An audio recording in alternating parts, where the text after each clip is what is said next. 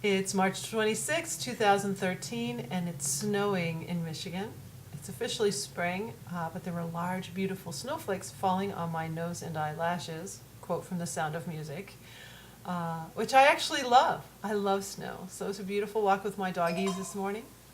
Let's see, I've got all kinds of bells and whistles going on. The phone may ring. I'm just going to stay pressure-free through my entire video blog and not let anything bother me or pop those stress hormones on me.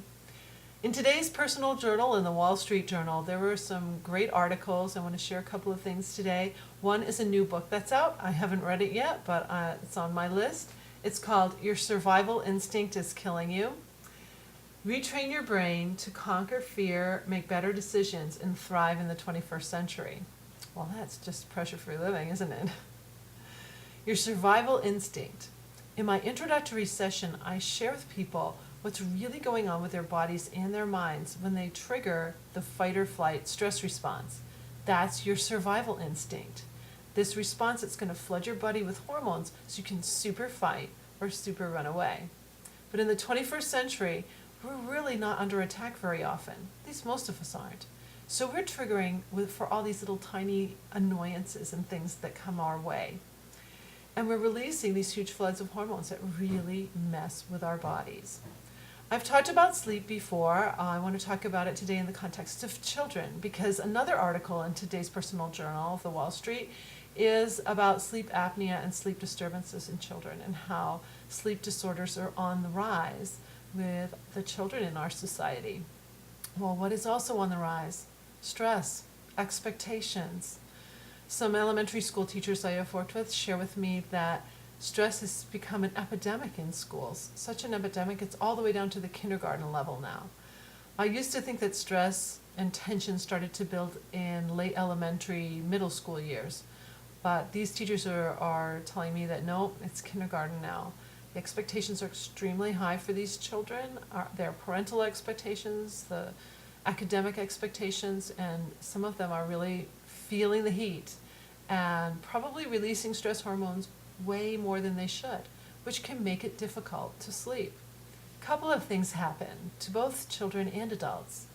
I've worked with a couple of athletes who, when they trigger the stress response, their throat will swell up and it's hard for them to breathe. Well, when we release that adrenaline, the first flood of hormones, we're pulling blood flow through our bodies radically, and it can cause an actual swelling here in the throat. If you have a swollen throat and your tonsils and adenoids are large, it makes it difficult to breathe. And that could be one of the reasons why people are experiencing sleep apnea, is that there's so much of these drugs coursing through their body, and this is closing up on them right when they need to go to sleep at night. So that could be an issue for some people, and of course it's a case-by-case individual basis.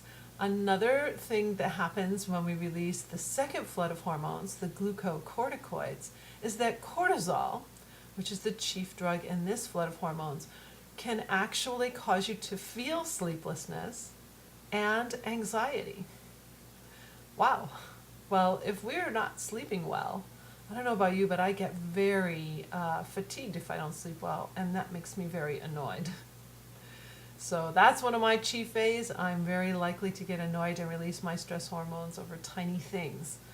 And anxiety, if we're going to start to feel anxious just because of this drug that's flowed into our neurons, into our brains, then if I'm anxious, I'm likely to trigger again and release another flood of these hormones. So that's why I talk about the downward spiral.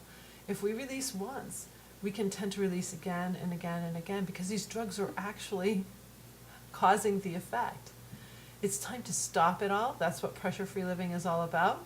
If you've taken my course, then you know you need to pull out that tool belt and keep using your tools day after day after day for all those little tiny things that might trigger for you. If you haven't taken my course yet, it's time for you to find out what it's all about, get off the fence and jump right in with me.